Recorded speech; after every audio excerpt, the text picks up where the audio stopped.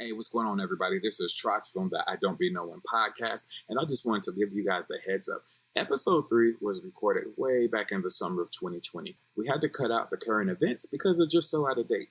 Outside of that, back to regularly scheduled programming. So sit back, enjoy, and understand that you've clicked on the best new podcast of 2020-2021, and we love you and appreciate your support.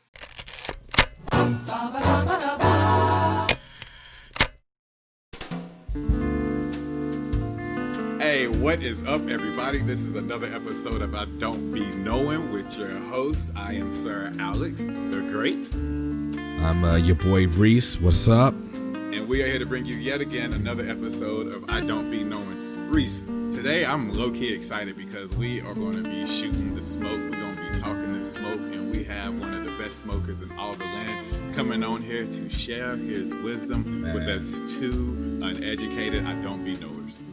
Yeah, I've really had my calendar circled on this one, man, because I like to get on the grill a little bit, but I want to get some tips today, man. I'm trying to learn some things, you know what I'm saying? So, hey, let's go. I'm here for the free tips. 24/7, I'm here for the free tips. Let's go.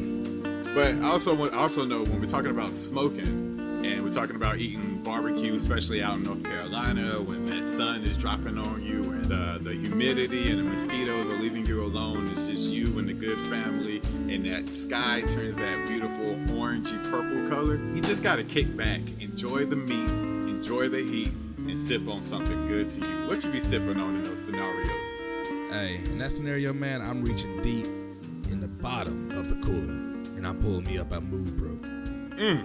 A MooBrew? Tell me more about this MooBrew. What am I missing? Bruh, the MooBrews, man, it is... It's so good to you. You can't even find words for it, right? I can't find words, bro. But I know it is delicious, man, and it definitely quenches my thirst, man. Well, I'm gonna tell you what, we got the MooBrews out here too, and I told you last week I did a little bit of research on them. Low key, did you know that MooBrew is a combination of cow milk that tastes exactly like banana? They've literally found a seed that they can feed these cows and get a banana milk straight from the teat. And they get the milk, they accompany it with their home house brewed alcohol or beer. You mix them together and you get like this beautiful milky banana milkshake beer kind of thing. It shouldn't be good. Craziest thing I've ever seen. It shouldn't be good, right? It shouldn't be good. But I'll be darned if it ain't. So if you are dying to get your hand on some fresh cow teat milk MooBrew, then you truly need to go to MooBrews.com. And if you want a free sample kit on our behalf, you want to type in the password, our promo code IDBK. That's true. And they will send you a fresh batch of MooBrew delivered straight to your doorstep, just like the good old days. And From once you get that teat to the doorstep. And once you get that first sip, I promise you, it will have you mooing for more, baby. Mooing for more. So again, that is MooBrews.com. Use our promo code IDBK and let us know how delicious it was to you. All right. Now, with that being said, we got the MooBrews situated. I'm about to go get me one right after this, but I ain't going to drink on camera because I'm a Christian sometimes. What I do want to do is I want to hear that beat that really kicks this show in gear. And until somebody sends us some music that we like, because we want to make it our introduction and we encourage you to do so, Y'all get to be blessed by the acapulco vocals of your boy Reese. I don't be knowing. I don't even know if I'm on beat. Cause Zoom sounds be delayed. But I don't be knowing. Yeah, that's it. I think it is time that we bring on our guest because... Is he in the studio or on the phone? Oh, this is a big moment. Now that I think about it, I'm glad you even asked that. This is literally the first time we have a guest in the studio with us. Oh, that's right. He was coming by here, wasn't he? He was definitely coming by here. So for all of you who don't know, this is how we really want the podcast to go over time. We want it to be that we bring on an expert every single episode to come and make us knowers, because right now we are definitely I don't be knowers. And I love people who are expert in anything. I love people who are an expert in cleaning cleaning scum off toilets, people who know how to fix cars, and everybody loves a person who was good at the smoke. And by the smoke, I am talking about barbecue, smoking the meats, not smoking the drops. And the dude we have today, I'm so excited we were able to get him. He is one of North Carolina's finest smokers to ever smoke a smoke. He has got quite a nice little following on his IGs, which we will plug very soon. You can follow him. You can see the food. You can see the product. And most importantly, when you meet him, he's just a big old teddy bear bundle of joy. He's a family man. And on top of that, he is a man who's not afraid to get in there and get dirty, as he actually built his own smoker from scratch. I'm talking about none other than yours truly. Give it up for our special guest today, your boy Reese, aka Smoking Hills. What up with ya, man? What's up with you, man? Man, it feels good to be in the house today, man. You know, what's up? Hey, I'm glad to have you, man. I'm glad to have you on as a host and a guest, man. Before we get into it, Reese, why don't we actually have you tell us a little bit about what smoking means to you? What is it to actually smoke? Man, just the smoke is taking your time. You ain't got nothing else to do. You can't rush nothing. You chilling. You watching a fire. You know, you getting your hands dirty. You smelling like smoke. You know what I'm saying? Like you ain't, it ain't no glamorous nothing. You know what I'm saying? Like but once you do all those things, you're gonna love what you pull out. You know what I'm saying? Pause. Nothing. Somebody gonna love that too. Yeah. But man, yeah, it's amazing, man. I really love the culture of it. I love the history of it. Mm-hmm. I mean, it's great. Dope. So I'm gonna go ahead and get into the meat and the potatoes. So first and foremost, when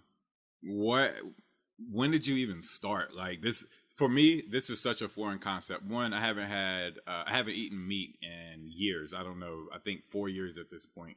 But even if I was, like, it's never dawned on me to be a person who like wants to go out and build, not only learn how to smoke, but actually build a smoker custom tailored to my cooking needs, and then get so nice at it that people are paying me for it. So yeah, my first experience with smoking meats and barbecue was when I was probably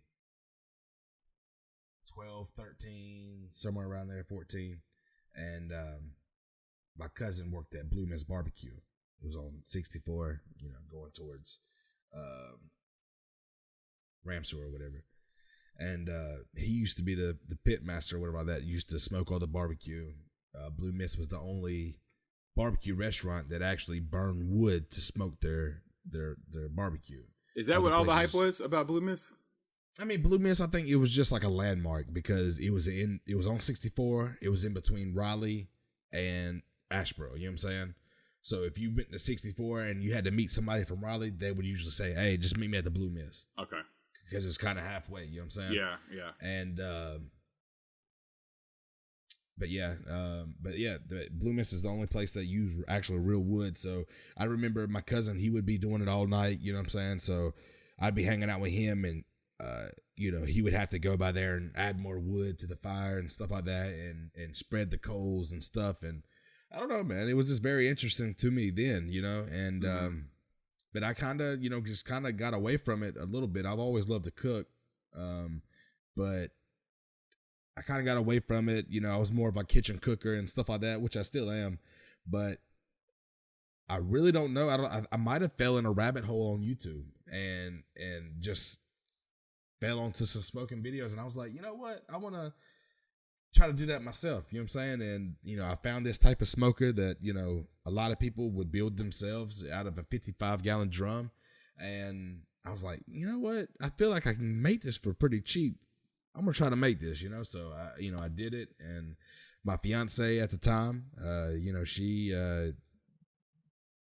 I don't know if she kind of thought it was crazy at first or didn't know where it come from. But, she definitely let me do it, supported me. And so I built my first smoker, and my goal was to have it done by that Thanksgiving, and I wanted to cook Thanksgiving dinner on it, and I actually did. So that was pretty cool, man. You said something that was very interesting to me. I want to go back to when you were on YouTube, and then you said you went out and you built it. Tell me about that process. Is it a thing like where you said you had to go out and find a drum, and then are you buying the drum from? First of all, where do you buy the drum, and then once you have it, take me through the actual construction of the smoker. Well, I'm gonna always try to find a hookup before I buy something. You know what I'm saying? So of course I got on Facebook. Anybody got a 55-gallon drum? The whatever. And a guy was like, "Hey man, I got a couple of my dad's house, brand new, food grade barrel, so Who's just sitting around with drums? Like, where are they coming from? I mean, different places. I mean, people usually keep them, we from the country, so they used to use those for trash burn. You know what I'm saying? Right.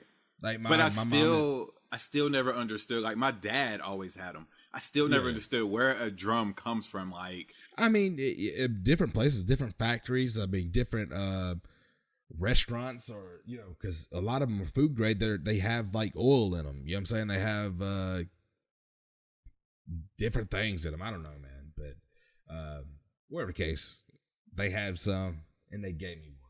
So yeah. So that kind of helped out right there. Some expenses and. All the other stuff, I followed this one guy on YouTube. I think his name was Daddy Cooks or something like that.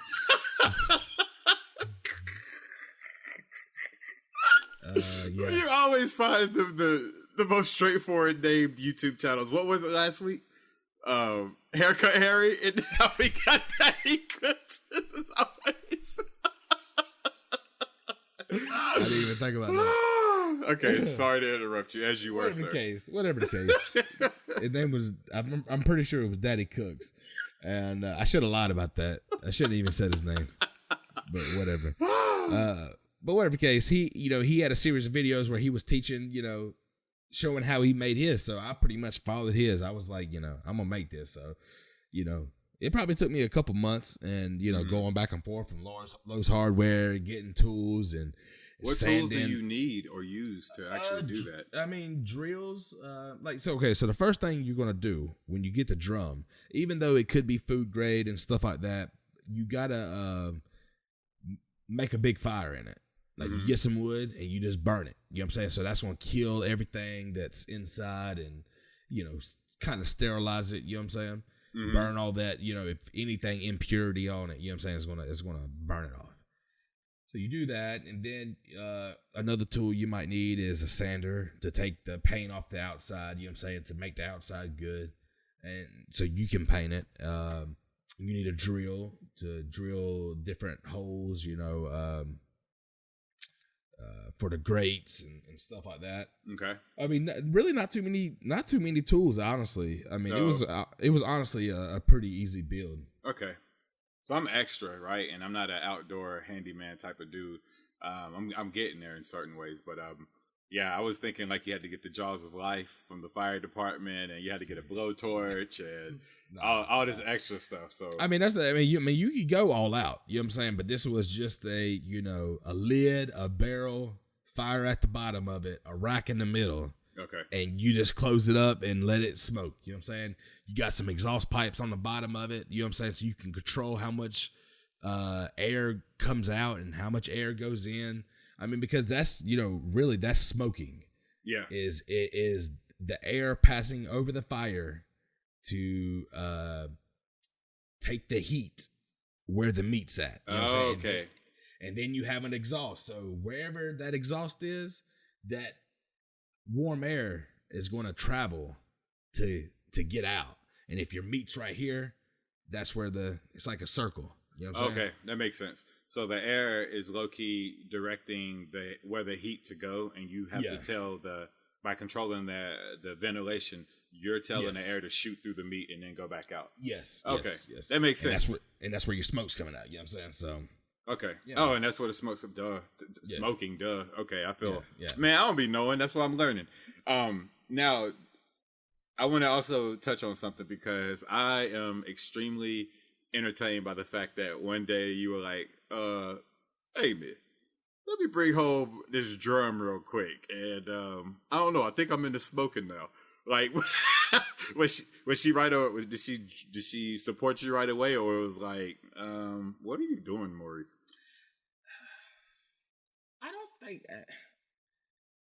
she might have had questions. I'm sure she had questions, you know what I'm saying? But I'm pretty sure she was right on board with it. I mean, what was it going to hurt? You know, me That's being true. in the back, you know, on the back porch, you know what I'm saying? And it was just a project I wanted to have, you know? Like honestly, this is probably the first thing I've ever went out on myself, my own. Yeah. And built. You know what I'm saying? Yeah. From start to end, you know what I'm saying? And that was kind of just, you know, made me feel good, you know what I'm saying? To build something with your hand and then like it come full circle and then you're cooking for your family for Thanksgiving, you know what I'm saying? You know how big Thanksgiving dinner is, you know what I'm saying? So it just felt like it came from my hands. So that is, you know, it felt good, man. So that was the beginning of, you know, the obsession. So Okay. I could see that being a really big moment where you've finally been able to use it and the family's enjoying what you made as well as what you made with it. How many smokers do you have now? Oh, bro. 1, 2, 3, 4, 5. You have 5 smokers? I have 5 smokers and grills. Wow. Okay. All right. So tell me, what am I looking at here? Not this one. Hold on. Where did it go? All right. So what am I looking at here? Is this one that you made or nah? No, that's the one in front, the Oklahoma Joe. That's my newest one. Okay. I just got it. This is pretty much what I'll use for cooking for the family, practicing different recipes. Okay. Without having to fire up my big dog. And then the big dog is right here. Yeah, this is Mrs. Ruth right here. So, I named Ruth after my great grandmother, and I always enjoyed her cooking. So I felt like this was like kind of a memorial to her. You know what I'm saying? Because this is like my cooking. You know what I'm saying? So yeah, I named her Miss Ruth. So that's actually sweet. Yeah. So it's Miss Ruth, and then you got Joe, and you purchased Joe and Ruth, or you made Miss Ruth. I made Miss Ruth. You made that? I didn't. Okay, listen. I had it made for me. Okay. I just like the first smoker I built, I had a friend at work that had the big drum, the biggest part. Okay, he had that, and that come from a house, you know what I'm saying, with propane and stuff like that. Okay. You know what I'm saying? So that's what you see. I don't know about y'all people in California, but down here in the South in the country, we got the propane tanks beside the house. Yeah. And, you know, they fill it up, you know what I'm saying, and all that. So that's an old one. And, you know, my friend gave me that for free. I took it to a builder I found and came up with the idea. I told him how I wanted to see it, you know, how many racks I wanted in it. That's a reverse flow smoker. What's that mean in comparison? A reverse flow smoker. If you pull the picture back up for me. Yeah, got you. I know you really can't see where where my mouse is at and stuff. Mm-hmm. But if you look all the way to the right, you have the 55-gallon drum on the bottom. Right? Okay. That's where I that's where I put the wood. That's where the fire is at. Oh, okay. Okay. So, and then you got the big chamber on the left. Okay. Mm-hmm. There's 2 racks in there. See, those are 2 doors in front. Yeah. That's where you put your meat. Okay. You got your little thermometer right there and stuff. Okay. So if you think about when there's a door on the fire pit, on the firebox, where air goes in. It grabs the heat, the smoke, and it goes into the big chamber. Okay. That's where the meat's out. What makes it a reverse flow, because usually, if you look at the exhaust is on the same side as the firebox. Okay, so that air goes in, and then it reverses and goes back out. Through the same opening? On the same, not the same, out the exhaust at the top. At the top, okay. I thought so. Yeah, so, most smokers, the exhaust is all the way on the other side, so the heat goes straight through. Yeah. But this one, it goes in, and then it comes back out. You know what I'm saying? So this is supposed to be the most evenly cooking smoker there is, so that's what I wanted. So I'm going to ask you, do you feel like this cooks more even than the others? But first, I got to remember that not everybody's going to be able to see it. So again, those of you who are not watching this on YouTube right now, first of all, again, go back, like it, leave us comments, and let us know what you want us to do next. But also, everyone else that's Peer Podcast, we love you all just as much. And what I'm looking at right now is a really big traditional looking smoker, for lack of better words. Has a huge repurposed propane tank on the very middle of this what would you call this thing, a trailer? And then on the back of it is a traditional 55-gallon drum that I was kind of giggling at earlier, because it's like those strawberry Sunday candies that your grandma always had. It's like, why do country people always got drums? Where do they come from? And then the one before that, which I think you call Joe, Joe looks more like a traditional grill with another heating chamber unit on the back that looks like a very short drum. So that's what we're talking about. And when I say the reverse flow, if you look back at Joe, that's a straight through. You know what I'm saying? So the fire, it comes in and it goes straight through and out the other side. Okay. But if you look back at Ruth, the exhaust pipe is on the same side as the firebox. You know what I'm saying?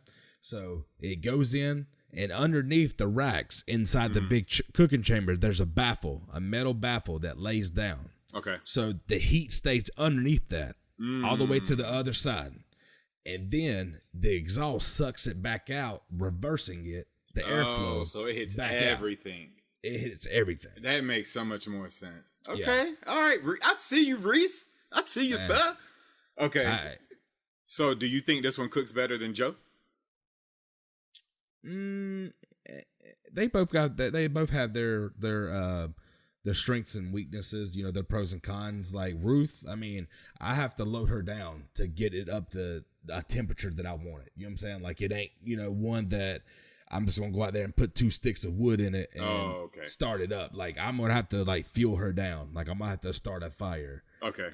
Oklahoma Joe, I can put some charcoal in there, let that go, put a couple sticks of wood on it, and it'll, pretty much come up to temperature and be where I want it to. But, Ruth, I mean, if you light her up, you want it to be full of meat. Okay. Got you. Cause that's a lot of output a lot of input you're spending. Yeah. All right. So let's get into this real quick while I got the video up. Next thing we're going to do is we're going to look at some of this output, as I would call it. Man, I don't even eat meat, and I'm just looking.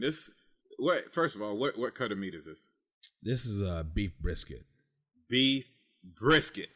Looking succulent. It's looking like when you just got back from the swimming pool and you had to go take another shower and now your skin's all dry, but then you put that first overlay of perfect lotion on, and then you just feel better, and now you're hungry and you just want to smother yourself with something delicious.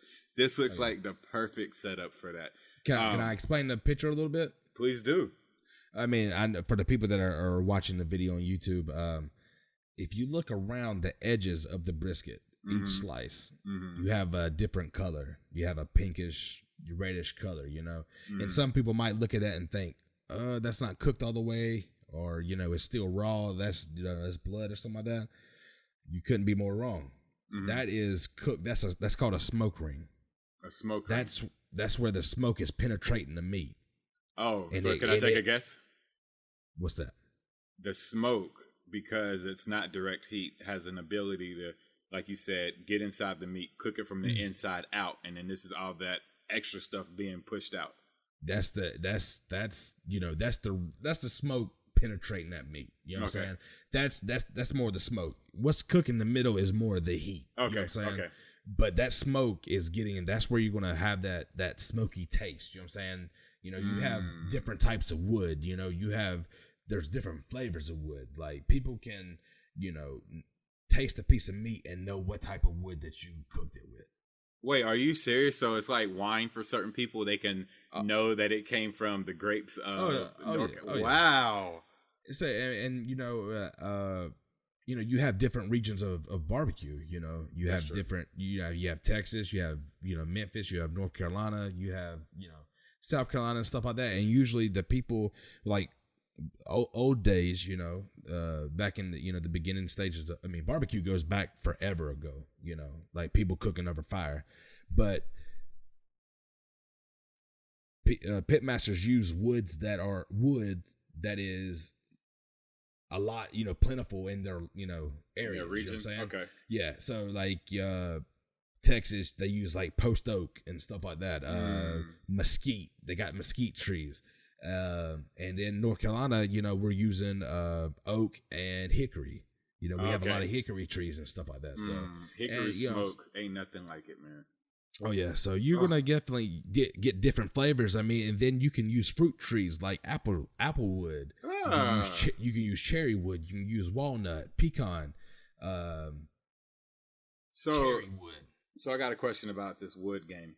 So is there, in the same vein where you can get, the older wine is usually the more rare, rich, and flavorful it is, does the same apply to wood? Can you like chip up wood and then store it for years until it's like aged for use? No. Oh. I mean, I hate to bust your bubble, but the best wood to use is a good seasoned wood. What season? Alex, your screen's still up. And I feel like you tried to close it out. So I was hey, y'all can see the whole PowerPoint at this point. Check us out. Yeah. Okay. Thank you. But seasoned wood is when a tree is alive, when it's growing and has green leaves on it. Okay. Water is being pumped through the tree's veins to so it's alive, So when you cut down a tree, it still has that water inside the wood, So it's not good to use green wood to smoke. Yeah. Duh. You don't want, duh. Yeah, you know what I'm saying? So you want the wood to be dried out. You want it to be, so sometimes you might wait some months, you know what I'm saying? You want to cut it, split it, stack it, and pretty much forget about it for a while. You want the air and everything like that to dry out the wood. So all you pretty much have is the wood. And but you don't want it too old where it's flaking and breaking up and stuff does like that burn up too fast or something? It's gonna give you more of a dirty smoke. Dirty smoke. Nah, you don't want that dirty smoke. Dirty smoke ham sounds good. That actually sounds like a really nasty strip club. Like, I don't want dirty smoke ham, actually. You want a lap dance? I don't want any of that. Okay. I wonder, I know my wife's sitting to the side wondering how we got from wood to talking about lap dances, but we just want to. Wood and lap dances, they kind of go together. Yeah. As I progress. Okay. So you want the wood to be dry. I thought something was getting thrown at me. Okay, we were good. No, okay. But you want the wood to be dry, so you want it to when you set it on fire, you want it to catch on fire. Okay. When it's green, that's when the water content of the tree that's still in there comes out. Okay. And it's hard to have a strong fire with water vapor coming out of wood. Okay, that makes sense. And when I said dirty smoke, like when I'm smoking, you don't want it to be a big billowing white cloud of smoke coming out.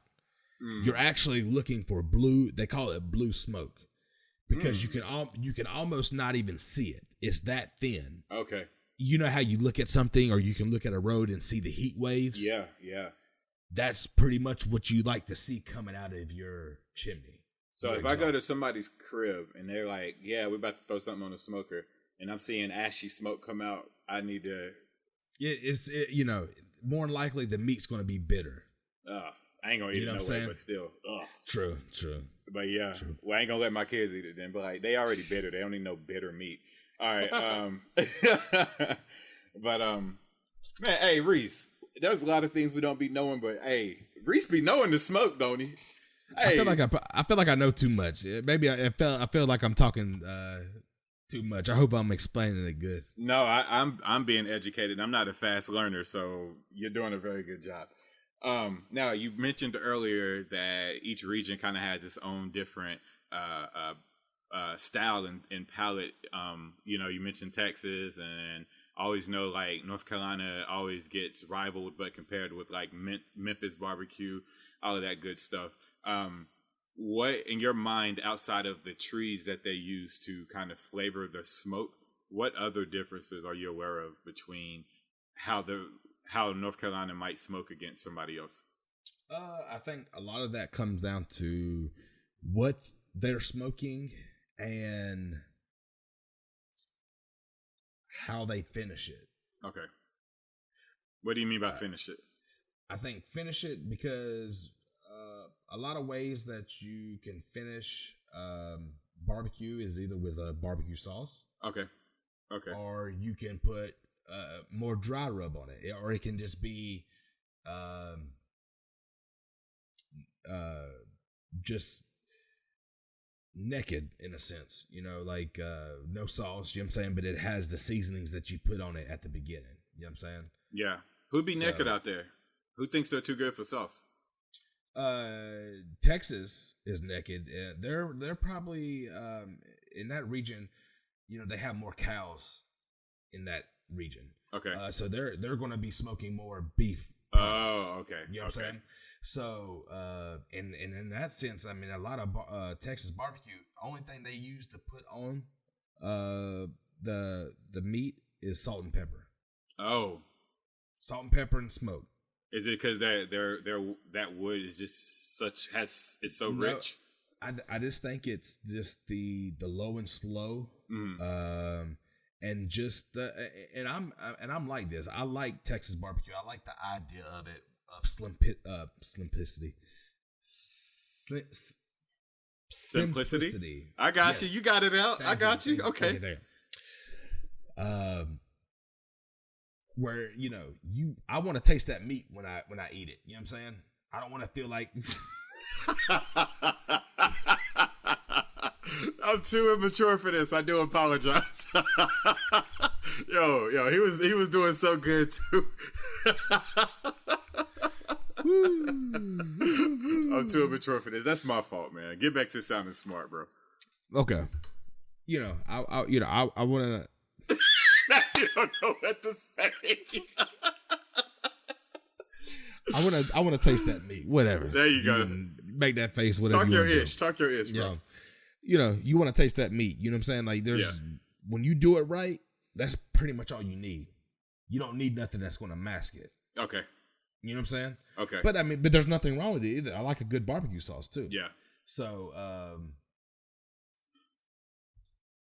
and so then North Carolina, like we're infamous for what? The tangier of the barbecue sauces? Well, North Carolina's going to be more pig. Okay. You know what I'm saying? Mm-hmm. More the swine. Yeah. My brother. Swine, my brother. But so yeah, North Carolina, you got Lexington, pretty much like the barbecue capital of North Carolina. I mean, it's a landmark for barbecue culture enthusiasts. You know what I'm saying? Culture. Yeah.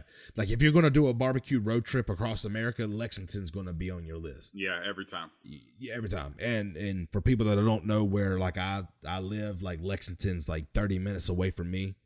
So that's pretty cool, Yeah. And that's the thing, growing up here, it was all around you. You didn't really think about it, You know what I'm saying? It was just a way of life, you know, it's what you eat, you know. And but Lexington is more of a, you know, it has a vinegar taste to it. It has a little bit of ketchup. Yeah. You know, but it's not a thick barbecue sauce either, you know? No, it's very runny. It's runny. Almost like Texas Pete, the way that sauce is. Yeah. It's but you know, it's, you know, apple cider vinegar, a little bit of ketchup, you know, a little bit of brown sugar, you know what I'm saying? It's but it's a tangier, you know, type of sauce. But then you have Eastern North Carolina, which is towards the coast, and South Carolina and stuff like that, where their sauce is completely different. Okay. You know, South Carolina, they use mustard. They have a mustard based sauce. You know what I'm saying? So, I mean, but you know, you know, everybody's going to say they're the best. You know, you're always going to say that. You know, regions. You know, rep your set. You know, Little John Eastside Boys. But dear me, ho. Hey, you know what that means? Take my meat, ho. Okay. Everybody watch Maurice's screen. Pretty soon the flip-flop's going to fly across and hit him for that comment. All right, but so low-key, you're talking about the different places and everybody has their own version of what the best is. How far have you driven in one day to get some good smoke or some good barbecue? The furthest I've tasted barbecue, I had a chance to go to Memphis. Okay. And I went to a legendary barbecue spot down there called the Rendezvous. I kind of feel like that trip kind of brought that barbecue back into my life almost. Okay. But it was so good. Was it worth the drive? Well, we flew. Excuse me, Mr. Sedite. Oh. Hey, Reese, where are you going this weekend, man? On your private jet? I'm going to Memphis to get some barbecue. Yo, that's a different lifestyle right there. You could just fly to get barbecue. All right, I mean, I ain't mad at you. It was a work trip, but you know, you had to eat. That's what you call it. Yeah. But yeah, man. But just the atmosphere and just that barbecue was good, man. It really was, and it was a good time. So I guess that this kind of opened my eyes to barbecue away from here, in a sense too. So I like North Carolina barbecue. I've ate it my whole life, and I'll still eat it. I'll go get some tomorrow and eat it for dinner. You know, but to me, it's a little boring. You know, it's a little. We're gonna find a different word that's synonymous with boring. Yeah, you wait. I said what I said. Oh, we doubled down on it. Okay, so first of all, dear North Carolina, on behalf of my boy Reese, I apologize to you and your barbecue style and the passion, the energy, and the love that you put into it. Because not all of us can afford to get on a flight to fly down to get Memphis barbecue. That has nothing to do with it. That has nothing to do with it.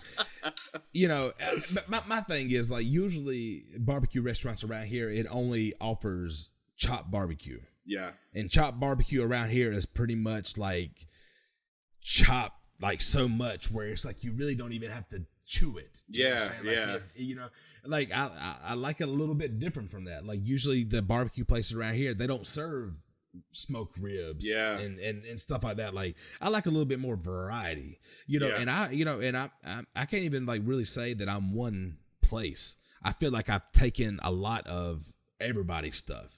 You know what I'm saying? Like I love Texas. I love the simplicity of salt and pepper. You know what I'm saying? I like North Carolina and their vinegar, tangy sauce and stuff like that. I like Memphis and, their dry rub on their ribs and stuff like that. So I feel like I'm a collection of all of that, and I would like to bring all that to the table. And I think that's the best thing. That's probably what will continue to separate you from the pack as you continue to build out your business. There's this guy out here, restaurants. LA is not a big food city. I've heard other people say that, and I thought about it because I was like, how are we not a big food city when we have such a hodgepodge of people? Everybody wants to be skinny out there. That's one part of it. The other part of it is when you think food city, you think restaurants, you think brick and mortars. Out here, food truck culture is gangster. Like they be out there claiming they set. Oh yeah, man. That can be a culture in itself too. You know what I'm saying? Like no, it's a big culture out here. Yeah. But the reason I bring that up is there's this guy out here named Rodney, and his truck is Rodney's Ribs, and he's everything that you just said. He has. This is one of the last things I ate when I was still eating meat was one of his Hawaiian brisket sandwiches, and it's a hybrid between North Carolina and Memphis smoked brisket on jumbo Hawaiian rolls, and he'll throw a piece of cheese on there if you want it. But he said that he literally went to North Carolina for 3 years to study and master North Carolina barbecue and the sauce.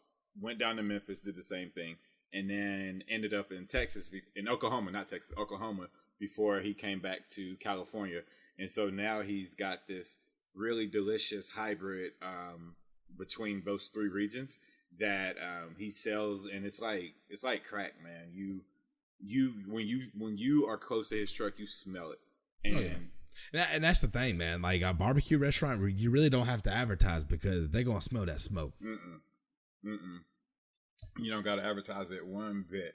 But speaking of like business and Rodney's Ribs and Smoking Hills, which we didn't formally introduce until right now, let's actually get into that real quick before we get up out of here tonight. So explain to the people what Smoking Ribs is, and then what I would also like to know is what did I say? Smoking Ribs? You said Smoking Ribs. Man, because I want that. Let me show you what I'm looking at, and you won't blame me for saying that right now. And first of all, people, let me not pretend like I don't eat meat for some like really beautiful save the animals reason. I don't eat meat because it tears my stomach up. I miss it every single day. The minute I smell bacon on a Sunday morning, I'm taken back to my overweight childhood where I want my bacon, I want my pancakes, I want my eggs, and I want my muffin, and I want my orange juice, and I want to go in there and sneak a milk shot before church while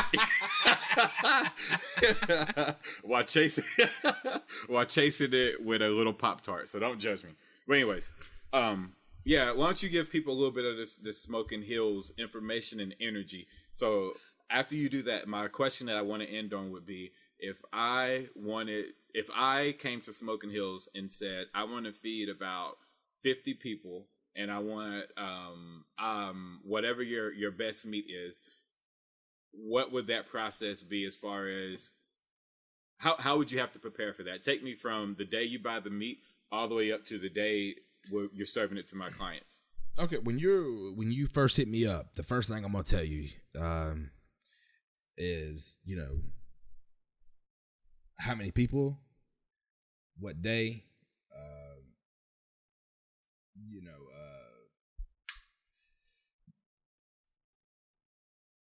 what kind of event it is, how are you trying to feed, what's your budget like, you know what I'm saying? Like, are you just trying to, feed people, or are you trying to go in, Right. So, that's the first thing. I'm trying to get an understanding of the event and what you got going on. Then after that, I'm going to put some menus together for you. I'm going to tell you like what people are really liking, what does good. If you are on a kind of a tight budget, what's some things that I can make that's going to feed a crowd for cheap. You know what I'm saying? So, I'm going to work with you like that. And, then, I'm gonna put together some menus. I'm gonna get a price for you. I'm gonna tell you how much I can feed those people for. If you tell me to 50 people, I'm gonna tell you, I can do it for, so and so dollars per person. Okay. And and then we work it out. I feel like we definitely we have a menu, but I like to conform. I like to if there's something that you want, I would definitely like to try to do it for you. Okay. So yeah. So do you okay? Now here's the second half to that question. We got the order. You know how many people you're feeding. You know what type of proteins we would like smoked. Then what's the process from the day that you leave the store with the proteins? What's the process up until the minute we're eating it? Okay. I'm gonna, looking at the menu, I know how much time that I'm gonna allow. If I'm looking at brisket, I know I need to allow at least 16 hours. 16? 16. Wait, hold on. I might be ignorant. That's more than half a day. Yeah, like I'm gonna at least give myself 16 hours. Like I told you, smoking is not rushed. No, you will be so stressed out, and I've learned this has not been a perfect journey. Listen, I've had mistakes. I've had my growing pains. I've had my bumps on the head. Oh gosh, I've had my my embarrassing moments when I have to come to a customer that has paid me, and say, I messed up in some way. Here's your money back. Where's my meat? Where's the meat? But those are things that you have to work through, and I learned from every cook. Every cook you're learning. You never know everything that you need to know. Yeah, of course. You're always learning, and as soon as you stop learning, what I'm saying, that's when you're always learning. And Reese, 16 hours, I be getting mad when I'm grilling for more than 50 minutes at a time. You be out there, 16 hours makes my head hurt. Oh my God, I got a new respect for you. It's I don't be knowing. I didn't know it was like that. I don't be knowing. I'm sorry. It's like that, man. Like I said, low and slow. I mean, if you're cooking brisket, that's the thing about a cut of a brisket. The brisket is pretty much the chest of a cow. You know what I'm saying? The teat. Somewhat the teat. But if they're walking, that's the muscle they're using all the time. So that's that's a hard muscle. You know what I'm saying? It's got fat in it and stuff. But to really unlock the brisket, you have to do it low and slow. Low temperature, long time. And so at least, I'm going to think that it's going to cook for 12 hours at least. But I'm giving myself 16 because after I pull it out the smoker, I'm wrapping it up and I put it in a cooler and I'm letting it rest. Resting the meat after you cooked it is almost just as important as cooking it for 12 hours. Oh my God, I don't want that in my life. So then how long do you have to let it rest? You already put 12 hours in, 16 tops. Then what? So usually, coolers, ice coolers, you put drinks in, go to the beach or whatever like that. If you don't put ice in them, it becomes a heater. Okay. So if I put a 200 degree piece of meat in it, wrapped up, and put it in there with no ice and everything, close the lid, it's going to keep that piece of meat piping hot for 3-4 hours. Okay. So, so if I have an event and I know it starts at 5, I know that the day before I need to start cooking that afternoon. You know what I'm saying? Like I count down the hours, you know what I'm saying? So like I'm starting to cook the night before. I'm going to have it ready. And, a lot of it is planning. It really is. A lot of it is scheduling. Schedule, if you don't got your schedule right, you're messed up. That's when you try to rush, and that's when you're messing things up. You're pulling things out too fast. And God, we are mature. This is a mature show. You're pulling things out the end. It really does not mix. Rushing and smoking does not mix. Don't be out there smoke rushing. Don't be smoke rushing. Well, all right. So there's look. See, that's that fly in the Memphis drinking right there. Pinky straight up in the air when he drank that. But so then the other question I would have to have then is what? Oh man, I lost it. That Pinky distracted me. Hold on.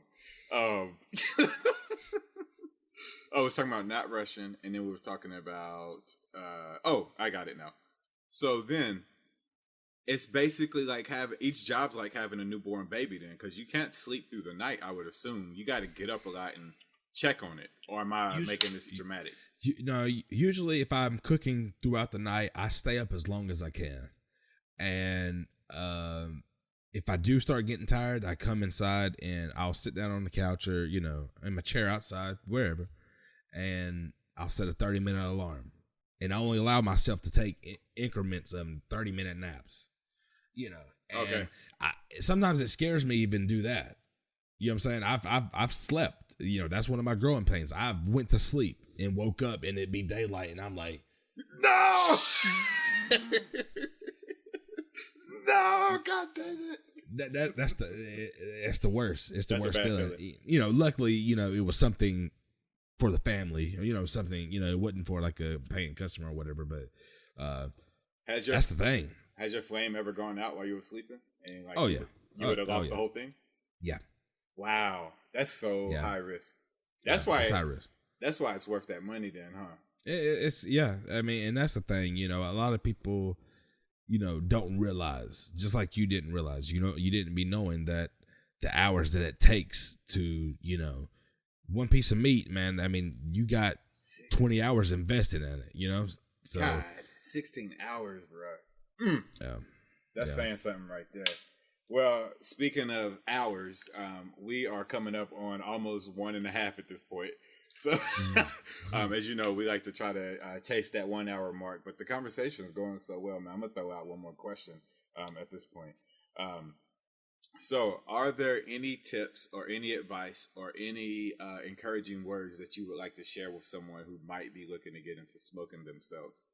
And not smoking themselves, but joining that culture.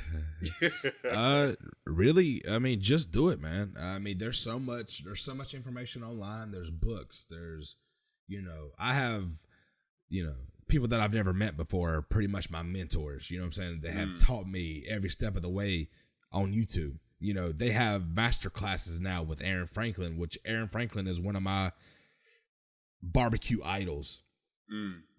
My Mount Rushmore, a fun vacation to me would be flying to Texas, getting a rental car, and just hitting as many barbecue spots as I could. That would be a vacation for me. So sitting there like this, y'all got potatoes. While Maurice is living his best life, I'm gonna be sitting across filming. Y'all got potatoes. Y'all got something, collard greens. But go ahead. Yeah. Oh yeah, but I mean, just if you got the passion, go for it, man. If you don't like it, if it ain't you, you'll figure it out, and whatever. But at least try it. It's probably one of the best decisions I've made. It kind of forged my lane. I finally realized what I wanted to do. Yeah, and I love it. I love watching a friend of mine be so passionate in something and then getting the results that you're getting, on top of literally you being able to talk for almost a whole 40 minutes about this same passion.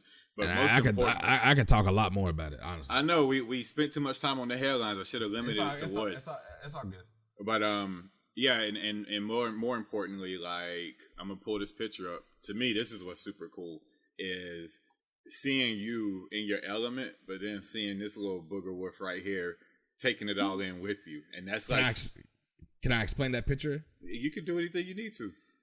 This is, this picture right here is very special. And I'm glad my wife captured it.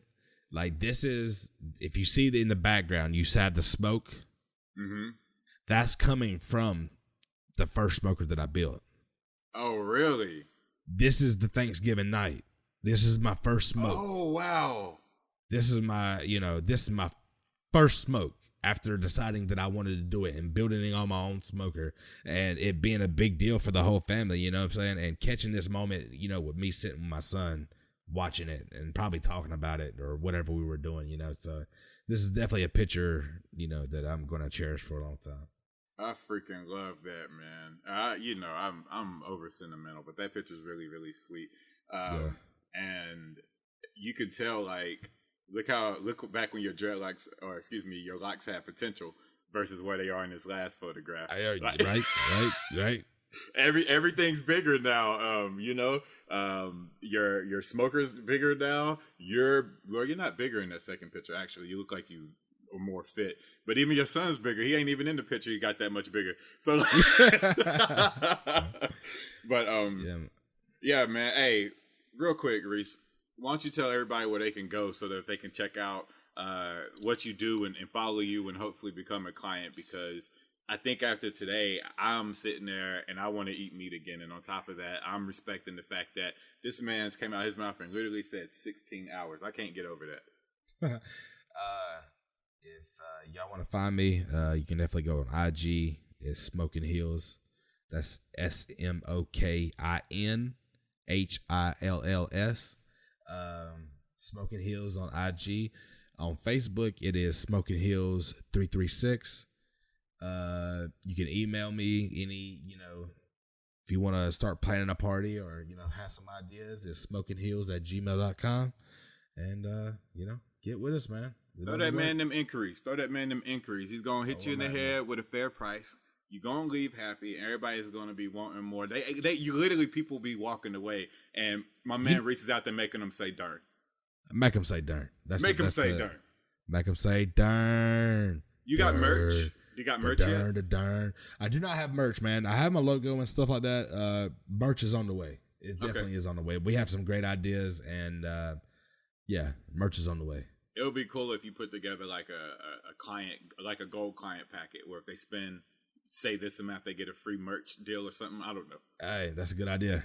Yeah. Some like a triple platinum package or something like that. Yeah. But with that being said, hey, this will complete this version of I Don't Be Knowing. This is episode 2.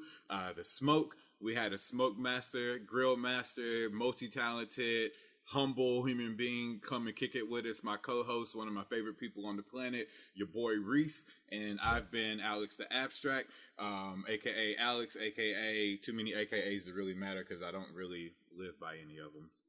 But with that, you can find us on social media.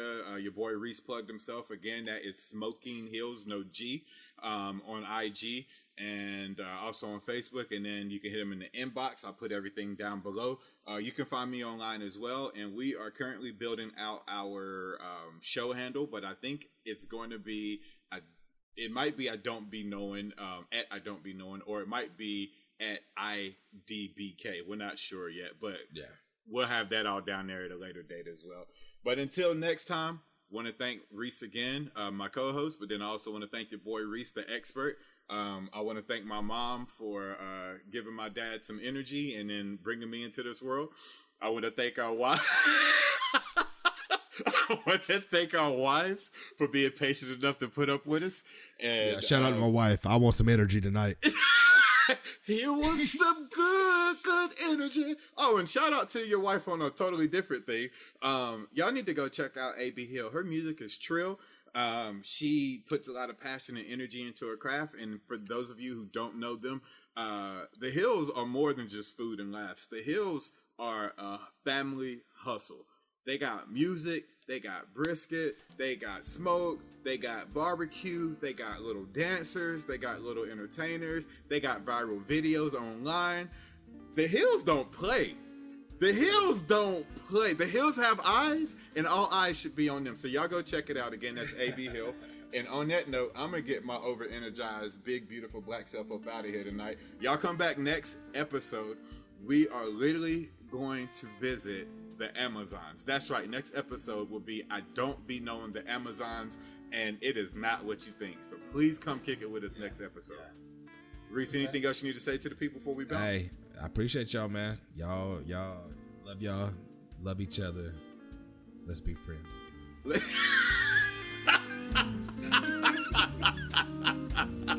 Let's be friends. I think that needs to be our outro going forward. Yeah. On that note, there's nothing else to say. Let's be friends. Y'all have a great week. We'll catch y'all next episode. Peace. Follow the I Don't Be Knowing podcast on all podcasts and social media platforms by searching #IDontBeKnowing.